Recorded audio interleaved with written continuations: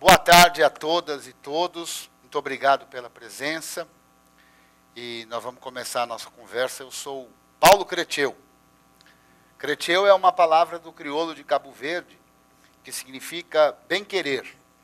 Quando eu comecei no universo das coisas do software livre, eu percebia que todo mundo tinha um apelido, né, um nomezinho, coisa típica dessa galera. Nem todo mundo é assim, há quem é chamado pelo nome, mas eu achei bacaninha isso, né? E eu acabei por usar esse nome porque lá no passado eu tinha um dia tentado fazer uma conta num negócio chamado BBS, que naturalmente a maior parte das pessoas aqui jovens talvez nem saiba, a não ser pelos livros de história, do que se trata. E eu fui fazer o registro do nome, não é? O login. E Paulo, tem algum Paulo aqui? Paulo é um nome, ó, pronto, um amigo Paulo. Paulo é um nome bastante comum, né? Especialmente em países latinos, né? Então, Paulo não tinha, eu não gostava de Paulo isso, Paulo 64, Paulo 35. Aí eu resolvi pensar e escolhi esse nome. Muito bem, eu só usava esse nome para o login desse BBS. Com o tempo, isso se transformou na minha alteridade, numa nova identidade, a minha identidade no software livre. Aqui nesse espaço, pelos corredores, aí, há quem me conheça e que eu conheço, e que me chama de Creteu, e não faz a menor ideia de que o nome que eu tenho no meu registro é Paulo. Então, é um nome que passou a ser realmente uma identidade, né? É muito curioso, a título realmente de curiosidade, porque essa palavra Creteu é usada pelos cabo-verdianos. Quando um cabo-verdiano gosta de uma cabo-verdiana, ou um cabo-verdiano gosta de um cabo-verdiano, ou uma cabo-verdiana gosta de uma cabo-verdiana, ou uma cabo-verdiana gosta de um cabo-verdiano, ufa, tentando ser separado dos gêneros aí, né? Eles se chamam assim. Então, boa em Creteu, você é o meu bem-querer, você é o meu amor, ou coisa parecida. Então, para um cabo-verdiano, ou uma cabo-verdiana, me chamar de Creteu, talvez seja um pouco difícil, porque vai dar uma conotação completamente diferente. Mas entre os brasileiros não há problema, não. Todo mundo, meninos e meninas, me chamam de Creteu. A proposta dessa palestra é na tentativa de ajudar a todos que estão do lado daqueles que precisam de ajuda e também do lado daqueles que querem ajudar. Eu costumo dizer, inclusive nos grupos e em aulas, que não há ninguém que saiba tanto a ponto de saber tudo. Nem ninguém que saiba tão pouco a ponto de saber nada. De maneira que, quando se tem uma comunidade, como é a comunidade do Debian, por mais que tenha gente que saiba muito, aqui nessa sala mesmo tem gente que sabe muito. E tem gente que sabe só um pouquinho. Mas qualquer um pode ensinar, porque você sabe um pouquinho para alguém que sabe um pouquinho menos do que você. E qualquer um pode aprender, porque mesmo você sabendo muito, não sabe tudo. Então, dentro das comunidades de software livre, e no Debian, ao contrário de ser diferente, é bem por aí, as pessoas mutuamente se ajudam. Afinal, o objetivo do projeto Debian, do sistema universal, é fazer o que ele possa funcionar em todos os equipamentos e para todas as pessoas, sem qualquer tipo de distinção. Então, é sempre muito comum encontrar nas comunidades do Debian pessoas dispostas a ajudar e pessoas precisando de ajuda. No entanto, com as comunicações sendo feitas com várias ferramentas, como as ferramentas de comunicação instantânea, como o Telegram, o Riot, o Briar, e aquele outro também que eu não gosto muito, mas que, enfim, que grava todas as conversas, e etc., né? Mas que talvez seja o mais popular. Mas todas essas comunicações se dão de uma mesma forma. Elas têm uma característica. E a proposta dessa palestra, então, é a gente tentar destrinchar um pouco disso, para que essa comunicação possa se dar de uma maneira melhor e ficar mais fácil para as pessoas obterem ajuda e mais fácil para as pessoas ajudarem. Então, para começar, eu vou reavivar na cabeça de todos, e eventualmente algum que tenha dúvida, alguns conceitos. O primeiro deles, que eu considero um dos mais importantes, é o que é software livre. Então, software livre é qualquer software cuja licença garanta 4 princípios que são chamados as 4 liberdades essenciais dos usuários, que são as seguintes. A liberdade 0, que é a liberdade de poder usar o programa para o fim que você desejar. A liberdade 1, que é a liberdade que garante que você pode entender como o programa funciona e, se você achar adequado, modificar o programa para que ele possa atender às suas necessidades. A liberdade 2 é a liberdade de distribuir cópias iguais às que você recebeu daquele programa. E a liberdade 3 é a liberdade de poder distribuir a sua versão modificada, caso você deseje, caso você tenha modificado. Qualquer software que tenha uma licença que respeite esses 4 princípios, a gente chama de software livre. Essa definição é uma definição que foi elaborada pela Free Software Foundation, pela Fundação do Software Livre. No projeto Debian, a gente tem um conceito um pouco diferente, mas cujos objetivos são quase idênticos, que é um guia, ou a Debian Free Software Guidelines, ou as linhas guias diretivas do que o Debian considera um software livre. São 10 itens. Eu não vou falar deles todos aqui, porque, de certa forma, é chovendo molhado. Mas a ideia é a mesma que é a ideia de fazer o desenvolvimento de maneira compartilhada, de que os usuários possam compreender e estar livres de amarras, de fabricantes, de desenvolvedores e assim por diante. Então, a ideia do software livre permeia muito o projeto Debian. Um conceito que eu quero falar aqui, que aí já avançando, é da comunicação síncrona e da comunicação assíncrona. A comunicação síncrona é aquela que é feita ao mesmo tempo, como essa que nós estamos fazendo agora. Eu sou capaz de olhar para o rosto de vocês e identificar uma dúvida, identificar uma concordância, identificar... Você pode me dizer que horas são? Pronto, veja. Eu fiz uma pergunta e ela foi respondida instantaneamente pelo colega que tinha um dispositivo com um relógio. Então, essa comunicação, a gente diz que ela é síncrona, ou seja, ao mesmo tempo. Assim é uma ligação telefônica. Olá, então, você vai hoje sair? Tá? Ô, beleza, como é que tá? Tudo bom? E as pessoas vão conversando, uma, depois as outras, às vezes as duas, ao mesmo tempo, ou se for com mais pessoas, 2, 3, 4, ao mesmo tempo, todo mundo já deve ter participado disso, às vezes até é complicado de entender uns aos outros, porque tem, né, conversas acontecendo. Essa comunicação é a comunicação síncrona.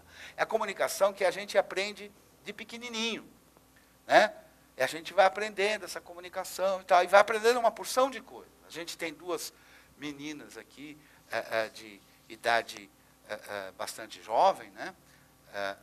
Que aprendem com a mãe. Olha, mãe, olha, filha, fala bom dia para o titio, fala obrigado para a titia. Não é assim? A gente não vai educando as crianças e não vai ensinando. O que a gente está ensinando? A gente ensina protocolos, ou seja, regrinhas que a gente considera que são de educação, e em cada lugar é de um jeito, mas a gente vai ensinando certas regrinhas. Então, a comunicação síncrona, ela já está muito introjetada na gente. Fica fácil todo mundo fazer isso, porque você faz isso o tempo todo, ao perguntar as horas, ao perguntar o caminho para algum lugar, né? Boa tarde, amigo, você poderia me ajudar? Eu estou precisando ir para a rua tal. Não é assim que se dá o diálogo? Porque ele é síncrono, ele acontece ao mesmo tempo. A comunicação assíncrona, ao contrário, é aquela que não é feita ao mesmo tempo. Então, no WhatsApp, no Telegram, no Riot, ou nesses programas de comunicação instantânea, o meu salva-telas aqui às vezes assusta, porque ele é todo feito de bugs de computador, assim, de crashes em computador, né? Eu não sei se vocês já estavam... Eu só vi agora, pelo visto já estava aí há mais tempo, né? Mas a comunicação assíncrona é aquela que não é feita ao mesmo tempo. No entanto, a gente vê muito, é muito comum isso nos grupos, né? O Debian, depois eu vou falar em mais detalhes sobre isso, mas há 2 grupos no Telegram, que eu saiba, que chamam-se Debian Brasil. São os grupos que eu conheço e que têm uma quantidade maior de pessoas. Num deles tem 2.800, mais ou menos, e no outro tem 1.800 pessoas que fazem parte. É claro que Há muitos que estão em ambos, é o meu caso, por exemplo. Mas vocês certamente já se comunicaram em outros grupos e tem aquelas pessoas que insistem na comunicação assíncrona. Coloca lá, bom dia. Agora, você imagina num grupo de 2.800 e poucas pessoas, se todo mundo resolvesse responder, bom dia. Por que isso acontece, não é? Por que as coisas se dão desta forma? Porque a gente aprendeu uma outra comunicação, que é a comunicação síncrona. Então, o que eu venho falar aqui é justamente sobre isso. Então, vamos lá. Por que alguém pede ajuda? Alguém pede ajuda, é muito óbvio. Estou tentando fazer alguma coisa que eu quero com o meu Debian e não estou conseguindo. Então, acho que preciso de ajuda. As pessoas, via de regra, quando estão começando, têm dificuldade de encontrar essa ajuda sozinhos. Porque boa parte das perguntas que a gente vê nos grupos e fóruns, se a gente pega, tem até uma ferramenta que faz isso, né? Chama Google Me ou Google You, alguma coisa parecida, que é assim, a pessoa faz a pergunta, você coloca o texto que ela perguntou nesse site e manda o link para ela. E o que ela faz quando acessa o link? Aparece o site do Google e aparece a digitação da pergunta que a pessoa fez. E depois a resposta do Google. Mas por que isso acontece? A pessoa é preguiçosa? Não sei, de fato há alguns que são preguiçosos. Mas é porque a pessoa quer saber, por exemplo, sobre o Debian, ela prefere, se sente mais confiante em perguntar num grupo ou num fórum de Debian, ao invés de perguntar numa coisa mais neutra e geral, como é o Google. Então, é por isso que as pessoas costumam fazer isso, não é necessariamente preguiça. Então, é fácil de identificar por que a pessoa pede ajuda. Uma coisa que pouca gente fala é por que as pessoas ajudam. Eu sou daqueles que peço ajuda e que ajudam. Por que as pessoas ajudam? Bom, cada um ajuda pelo seu motivo, mas a gente consegue identificar alguns motivos que levam as pessoas a ajudar. Um deles é puro altruísmo. Eu quero ajudar as pessoas. Eu acho que essa é a minha missão. Outros têm motivações diferentes. Eu me sinto bem em ajudar os outros. Você vai perder o último slide, Heriberto. Eu me sinto bem em ajudar os outros. Mas há muitos de nós que ajudam, porque quando você ajuda alguém a resolver um problema, você aprende a resolver um problema. Porque quem tem, digamos assim, confiança, já se sente bastante confiante em trabalhar com o Debian, sabe que vai poder ajudar uma pessoa, mesmo que ela nunca tenha passado por aquele problema. Porque ela conhece o sistema de uma forma mais abrangente. Então, uma das motivações de ajudar é conseguir aprender um problema novo, aprender uma solução nova, né? Normalmente, a galera que mexe com tecnologia curte isso, né? Costuma ser comum aos profissionais de tecnologia resolver problemas, né? E a gente não gosta de problemas iguais, a gente prefere problemas diferentes, via de regra, porque a gente aprende coisas novas quando tem um problema. Então, muita gente gosta também de ajudar, porque sabe que vai aprender ajudando, porque vai conhecer uma coisa nova ajudando. Então, existe um certo conflito, que é assim, as pessoas não querem chegar lá num grupo e dizer, como eu faço para fazer tal coisa?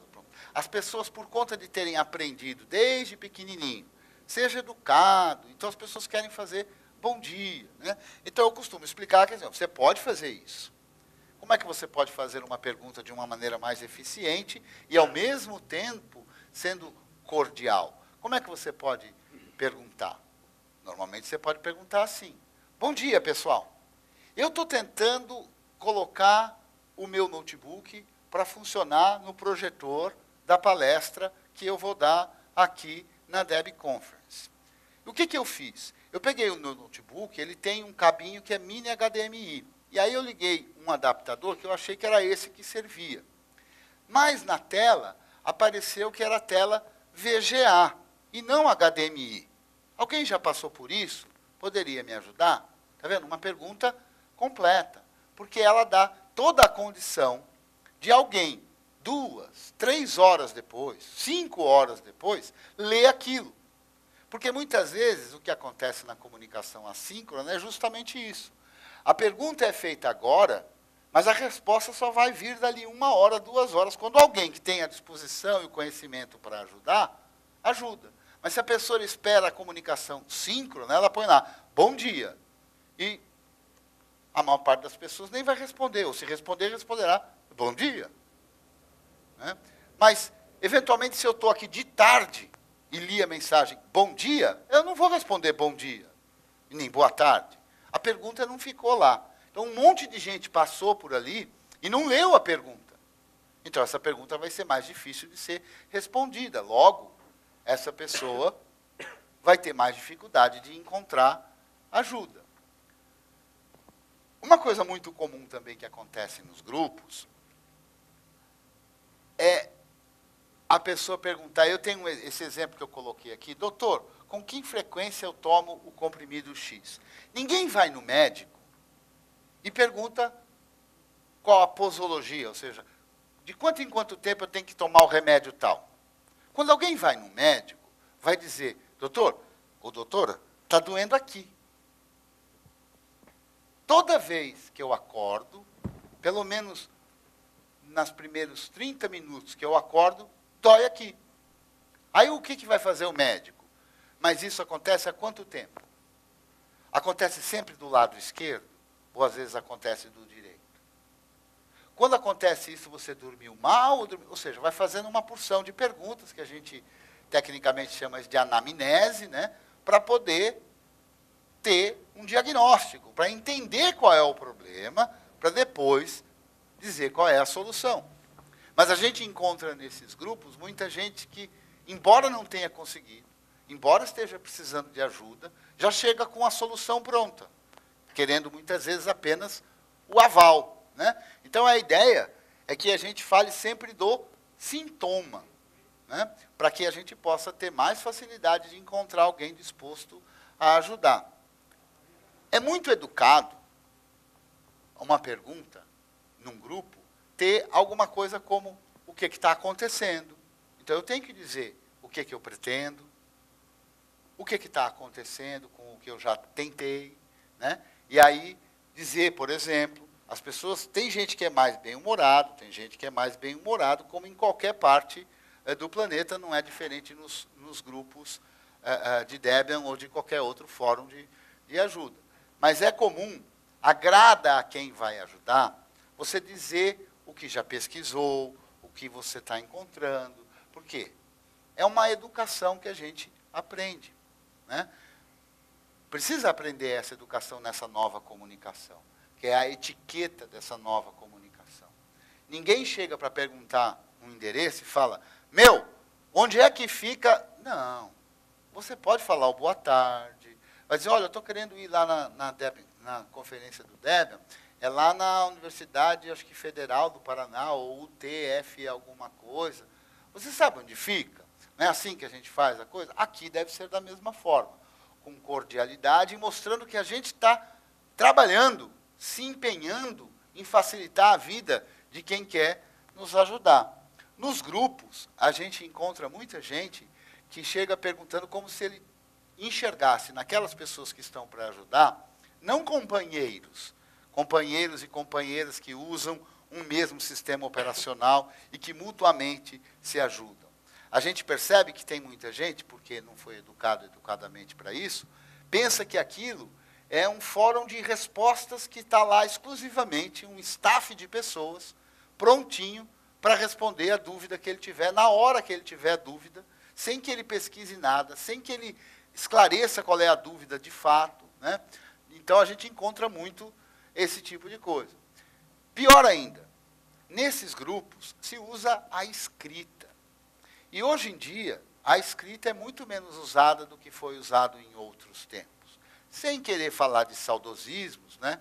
Mas a gente percebe, num público fundamentalmente jovem, que tem dificuldade com a escrita. Então, por exemplo, não usa vírgula, não usa ponto de interrogação para distinguir uma afirmação de uma pergunta e por aí afora. Então, a ideia é que a gente precise treinar, se empenhar em escrever a nossa dúvida, a nossa pergunta, com clareza, tomar cuidado com certas abreviações, usar vírgula, usar pelo amor de Deus, ponto de interrogação. Porque isso acaba evitando uma porção de confusões. Eu dei uma palestra muito parecida com essa aqui, o ano passado, cuja proposta era a mesma, e essa palestra, inclusive, virou meme no grupo de Debian, né? Quando algumas pessoas fazem uma pergunta do grupo de Debian no Telegram, quando as pessoas fazem uma pergunta de uma forma pouco clara, alguém já responde indicando o link da palestra que eu dei sobre isso, né? Porque, de fato, falta material com essa intenção. Eu não encontrei, além da minha palestra, alguém se preocupando com isso, embora certamente existe, porque esse problema acontece em todo canto, né? Então, a gente precisa aprender a usar as ferramentas. Então, eu tenho aqui uma forma genérica de como é que as pessoas podem se ajudar, né? Como você vai facilitar a vida daquele que está lá disposto a te ajudar. A primeira coisa é você pesquisar, porque muito dificilmente aquele problema que você está tendo é a primeira vez que ele acontece. É muito provável que outras pessoas já tenham passado por esse problema. Então, é fundamental fazer pesquisa. Isso tem duas questões que são importantes. Quando a gente pesquisa na tentativa de solucionar um problema, a gente acaba por aprender. Porque a gente não encontra uma resposta de imediato exata para o nosso problema. Então, isso vai facilitar a gente ir aprendendo, e aprendendo a usar o sistema operacional que a gente resolveu usar. Então, eu fiz aqui um pequeno guia básico de como solucionar, muito básico, é claro, de como solucionar problemas, né? E eu costumo dizer nas minhas aulas, eu dou aula de sistema operacional, eu dou aula de GNU, eu dou aula de Debian, né? E eu costumo dizer para os meus alunos o seguinte: é muito mais importante saber qual é o problema do que a coisa funcionar. Como assim? A gente, quando tem um problema, não quer que funcione? Depende. Quem lida com tecnologia não quer apenas que quem lida... Veja, eu sei que nem todo mundo gosta de computadores, né? Talvez aqui a gente encontre pessoas que gostam de computadores, mas nem todo mundo gosta de computadores. Há pessoas que toleram computadores porque gostam do que eles conseguem fazer no computador, né?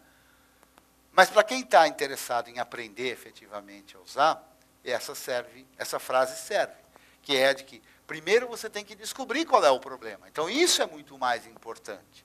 Porque à medida em que você descobre efetivamente qual é o problema, isso vai facilitar você conhecer mais o seu sistema, o sistema que você está resolvendo usar. Apenas funcionar de maneira aparentemente aleatória, e a gente encontra gente que faz isso, né? A pessoa tem uma certa preguiça de querer entender e vai tentando qualquer coisa que ela vai encontrando em qualquer fórum, às vezes dicas muito boas, mas antigas. A internet é uma coisa fabulosa, mas a gente tem que tomar certos cuidados, né?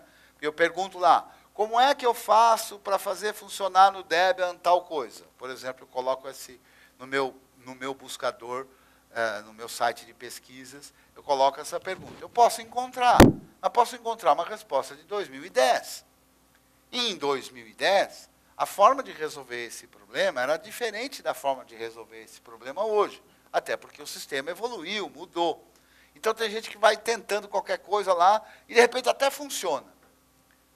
Mas ele não sabe por quê. Ele não sabe nem qual era o problema. Então, se ele enfrentar esse problema de novo, ele vai ter que passar por todo esse processo. Ou seja, ele não cria uma base de conhecimento. Vai ser muito difícil, se ele fizer assim, ele ajudar uma outra pessoa. Se aparecer depois de um tempo alguém com exatamente o mesmo problema que ele passou, ele não tem como ajudar, porque ele não entendeu o problema. Ele não entendeu o que ele fez para solucionar. Então, é importantíssimo perceber esse conceito de que, se eu descubro o problema, eu entendo melhor o sistema, eu vou ter mais facilidade de resolver os problemas que vão vir depois, ou as dificuldades que eu vou ter para fazer alguma coisa. Legal. Outra coisa também muito comum em todos nós técnicos, é que a maior parte das vezes o problema é bem menor do que a gente imagina. Parece que há uma tendência na galera de tecnologia a ser muito catastrófica, sabe? catastrofista, na verdade, ou seja, que acha que o problema é enorme, né? Então, eu já peguei circunstâncias assim, mais de uma vez, que o sujeito está fazendo uma instalação de alguma coisa e não está funcionando a rede. Ele não consegue a rede. Mas acontece que naquela semana estavam mexendo nos servidores lá, então o cara já acha que o problema está todo grande, enorme, e ele em nenhum momento para ver se o cabo de rede está conectado. A gente deixa passar, no afã de resolver problemas, a gente deixa passar os detalhes mais simples, né? Tipo, a televisão não liga. Ai, o controle. Oh, meu Deus, será que quebrou isso? Você experimentou ver se ela está ligada na tomada? Às vezes a solução é muito simples. Então, como é que se faz isso? Com calma, com paciência. Então, eu tenho que ter calma para resolver o problema. Eu preciso investigar. Esse é um problema que a gente percebe nos fóruns e que é muito grave. Então, eu gosto de dizer para os meus alunos assim, olha, você está diante de um problema, então use o estetoscópio, não use o bisturi. Então, o que você deve fazer num problema? Investigar, ler coisas, descobrir, usar o sistema para ler os logs, que a gente chama, as mensagens que aparecem lá no sistema, ou seja, sem bisturi, sem mudar nada, sem mexer num arquivo, sem rodar um programa que reformata, que refaz isso, que refaz aquilo. Não, calma. Não ponha o bisturi, não tente mexer no objeto que você está vendo o problema. Tente apenas analisá-lo. Então, comece pela análise, investigando. Não mexe em nada. Só fica olhando. O arquivo que eu imagino que ele esteja lá, ele está? Vamos ver. Vou dar o comando para ver se ele está lá. Ah, ele está lá. Puxa, será que... Vamos lá olhar. Pô, será que... Vamos lá olhar. Mas não mude nada. Porque na hora que você muda, você alterou as condições do seu problema. E isso pode dificultar a compreensão do problema. Isso é um... Eu sei que aqui eu não estou falando, não estou inventando a roda, não estou falando nada assim de mega extraordinário, mas serve esse conceito básico que facilita a pessoa conseguir a ajuda na hora. Muitas vezes, os usuários têm uma preguiça. É natural, eu entendo, já fui assim também, né? Eu, como não gosto do Windows, eu costumo dizer que isso é resquício do Windows, né? Eu me lembro que quando usava isso, a última vez que eu usei foi o Windows 98. De lá para cá nunca mais usei nenhum Windows, né? Eu uso o Debian desde 2001 e o último que eu tive, o Windows que eu tive foi o Windows 98. E as mensagens lá naquele sistema, elas são muito pouco esclarecedoras, né? Algo do tipo assim, este programa executou uma operação ilegal e será fechado, né? Uma vez a minha mãe olhou aquilo, filho, o que você anda fazendo, hein? Esse negócio de operação ilegal aí, hein? Que diabo é isso? Então elas são pouco esclarecedoras, então as pessoas, talvez daí, ou talvez por outras razões, não leem as mensagens. Por exemplo, eu vou dar um comando aqui, RM palestra, que é apagar a palestra. Aparece uma mensagem. Então, eu tentei fazer um negócio, e aí eu digo lá na ajuda, olha, eu tentei remover o palestra e não aconteceu, não deu. Mas o que aconteceu? Não aconteceu nada, não apareceu nada, só não removeu. Mas não tem nenhuma mensagem? Não, tem lá, deixa eu ver. Está lá, não foi possível. A pessoa tem preguiça. Então, tem que treinar essa calma, né, conter a ansiedade e ler. Olha, como é que eu pergunto isso? Olha, é o seguinte, eu estou com um terminal aberto, eu quero remover um diretório que chama palestra. Daí eu dei o comando RM palestra. E apareceu uma mensagem aqui. Não foi possível remover palestra. Arquivo ou diretório inexistente. Se a pessoa toma essa calma, ela não precisa nem perguntar, porque a resposta à pergunta já está na mensagem. Então, esse treino é que eu fico tentando falar e convencer as pessoas para fazerem. Boa parte das perguntas, isso é típico dos sistemas como o Debian, dos sistemas Unix-like, que a resposta já esteja lá na nossa frente. Problemas mais complexos, a gente precisa ir olhar aquilo que a gente chama de logs, né? No Debian, tudo que vai funcionando no Debian, sempre tem um programa, um serviço, que chama serviço de logs. O que é isso? É um programa que funciona desde que o computador é ligado, desde que o sistema é carregado, e que fica apenas ali escutando outros programas que vão conversar com ele sobre coisas que aconteceram com esses programas. E esse programa grava isso num arquivo. Então, se eu tentei rodar um programa específico e eu não consegui, é muito provável que nesse arquivo onde ficam essas mensagens está lá a mensagem de erro. Então, se eu ler esses registros, eu vou conseguir encontrar. Em boa parte das vezes, a solução do problema já está ali. E aí vai facilitando o processo de aprender. Outra coisa que também é um conceito muito simples, mas que muita gente deixa para lá, é assim, você tem que fazer uma coisa de cada vez. Por quê? Num fenômeno que envolve diversas variáveis, se você mexe em uma, em duas, e aí funciona, porque só aí você testou, você não sabe se funcionou porque você mexeu na uma ou na outra. Então, se você já tentou diagnosticar o problema, está um pouco difícil, e você lê num fórum, alguém te dá uma dica, olha, altere tal coisa. Então, altera aquela tal coisa e testa. Não funcionou. Se não funcionou, retorna aquilo para a condição original. Porque senão você colocou uma nova variável. Você colocou um novo problema. O problema já não é mais o original. Então é preciso ter essa paciência. Eu sei que para muita gente é difícil, mas eu recomendo que isso seja feito. Eu gostaria também de contar para vocês algumas coisas que acontecem, né? E que às vezes são constrangedoras, né? Por exemplo, tem uma coisa que acontece já com muita gente, a mim deixa assim, eu fico um pouquinho chateado, porque como eu falei, daquelas várias formas de pessoas que ajudam, né? Eu gosto de ajudar porque eu me sinto bem e porque eu aprendo, né? Então, o que acontece? Eu chego lá e vejo lá uma mensagem. Olha, eu fiz isso, eu fiz aquilo, eu estou com um problema assim, assado, eu não faço a menor ideia de como é o problema. Eu vou dar uma pesquisada para ajudar a pessoa, né? Aí eu vou lá, pesquiso e tal. Olha, você precisa fazer isso assim, assim, e me dá a mensagem que aparece. Aí a pessoa responde, ah, ok, legal. Então amanhã, quando eu chegar no escritório, eu vejo isso e mando para você. Poxa, se a pessoa não tem a disponibilidade naquele tempo, não tem nenhum problema. Mas se eu não tenho a disponibilidade de receber ajuda, eu deixo para perguntar depois, amanhã, quando eu chegar no escritório. Porque é muito frustrante para alguém que está querendo ajudar, o cara já se empenhou. Então, uma pergunta, se não é naquele tempo, não tem problema, deixa para depois, né? Mas é muito desagradável isso para quem está querendo ajudar. Quer dizer, eu, como tantos outros, aí eu gastei já 5, 10 minutos pesquisando um problema que não é meu, que é de uma outra pessoa, que eu tenho todo o interesse de ajudar, e na hora que eu preciso de um retorno, né, não tem, porque a pessoa não estava disposta naquele momento, né? Isso é muito chato. A gente fica triste, poxa, não consegui ajudar, que coisa chata, né? Bom, tem alguns lugares específicos para a gente obter ajuda com o Debian, que são esses links aqui que eu recomendo, né? A gente já está chegando na parte final, então onde é que a gente pode obter ajuda? No Debian, no projeto Debian, há diversas listas de discussão.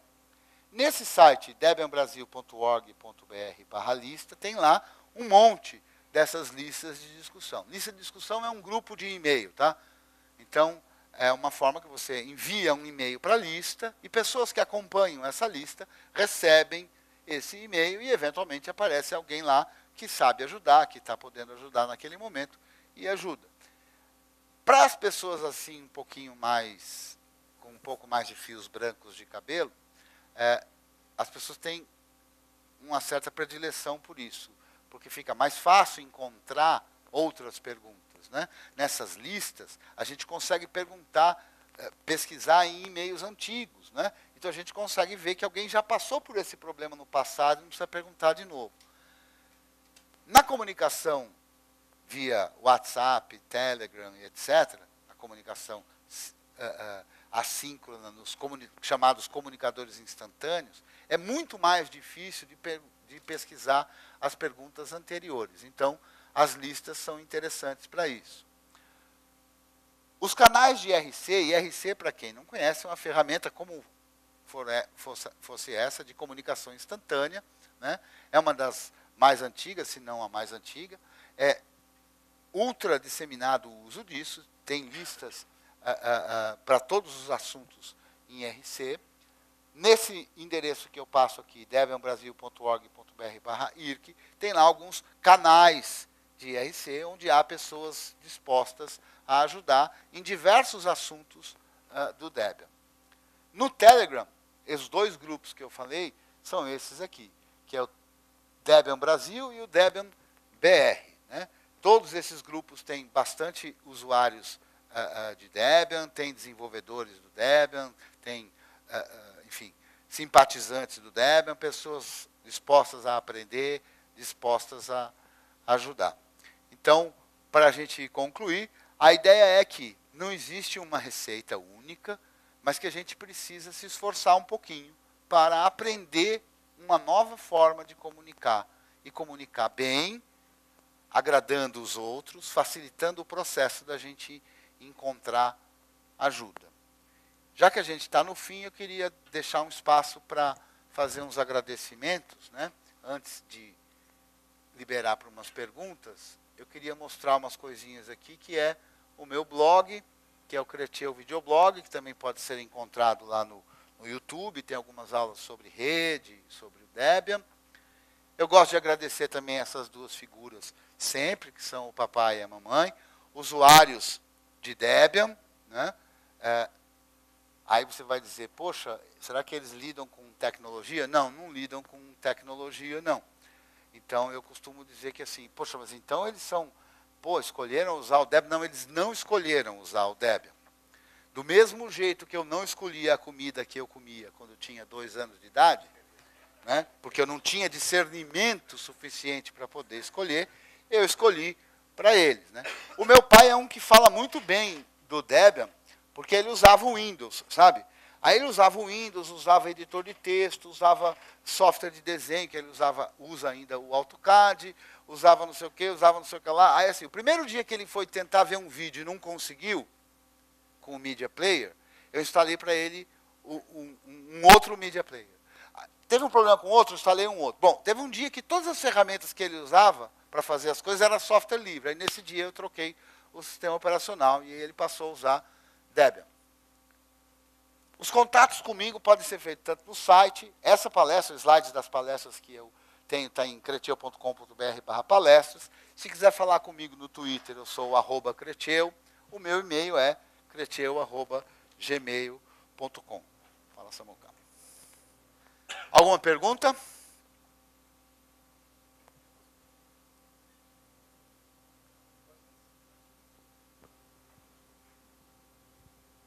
Esse momento é um momento crucial de toda a apresentação. Todo palestrante, quando chega nesse momento, surge uma dúvida cruel. Poxa, terei sido eu tão claro que ninguém conseguiu ter dúvida nenhuma? Ou terei sido eu tão obscuro, não é, que ninguém consegue formular uma dúvida? Né? Aí, para isso, a gente sempre tem alguns colegas, por exemplo, temos aqui o Samuel, temos o Heriberto, e pessoas conhecidas que podem, né, assim, ajudar a fazer uma pergunta.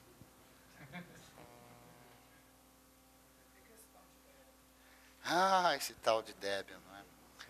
Eu não quis entrar nas palestras que vão vir à frente, né? Aliás, eu tenho uma palestra, Heriberto, que também tem uma videoaula, não sei se você teve a oportunidade de ver, que chama Debian D o quê? Deixa eu achar ela aqui.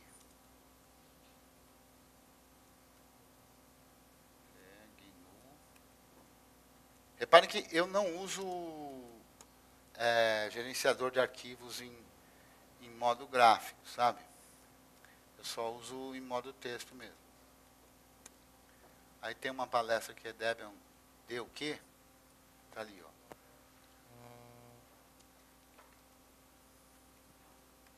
Não sei se você já teve a oportunidade de ver isso, Heriberto. Cadê ela? Debian, tracinho D. E nessa palestra que eu falo com mais detalhes o que é o Debian, tem esse slide aqui importantíssimo. E assim fica de público e na sua presença, né, que eu agradeço ao Heriberto Mota, que foi meu sponsor no projeto Debian, um orientador, um estimulador e tantos outros adjetivos que a gente poderia colocar aqui. Obrigado. A minha entrada no Debian tem... não sei se é bom ou ruim para o projeto Debian, mas você é responsável pela minha entrada no Debian. Né? Aí o Debian é que tem que dizer se isso é, mas o fato é esse. Ok. Então eu gostaria de agradecer a presença de todos e todas e dizer que eu estou andando por aí pelos corredores à disposição para trocar ideias, informações, né, aprender e ensinar um pouco também. Thank you, everybody. Thank you.